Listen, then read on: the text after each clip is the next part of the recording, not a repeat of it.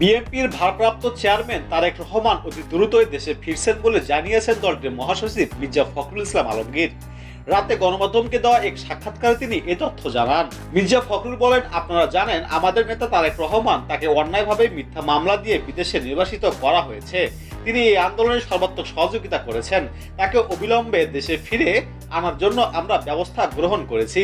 তিনি বলেন, সিদ্ধান্ত হয়েছে দেশের বেগম খালেদা জিয়াকে মুক্তি দিয়ে বিদেশে পাঠিয়ে দেওয়ার। মুক্তি দেওয়া হবে সেসব মানুষকে যাদের রাজনৈতিক কারণে বন্দী করে রাখা হয়েছিল। এখন যে পরিস্থিতি সৃষ্টি হয়েছে সেটি নিয়ন্ত্রণে সব রাজনৈতিক দল, ছাত্র জনতা কাজ করবেন। দেশবাসীর প্রতি আহ্বান জানিয়ে বিএনপির মহাসচিব মির্জা ফখরুল ইসলাম আলমগীর বলেন, আমরা একটি বড় বিজয়, বড় সাফল্য পেয়েছি।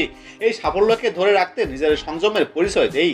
ক্রোধ, ঘৃণা বা প্রতিহিংসার বংশবর্তী না হয়ে কাউকে আক্রমণ না করি, কোনো প্রতিষ্ঠানের ক্ষতি না করি, বিশেষ করে আমাদের ধর্মীয় সংখ্যালঘু ভাইদের জন্য আক্রমণ না করি।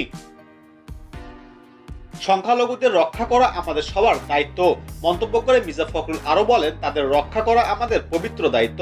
আমি আমাদের দলের সবার প্রতি আহ্বান জানাই, যে প্রবণতা দেখিয়ে দিয়েছে দুর্বৃত্তরা সে সুযোগ দেবেন না। সে সুযোগে দুর্বৃত্তরা অন্যদের উপর আঘাত হানে।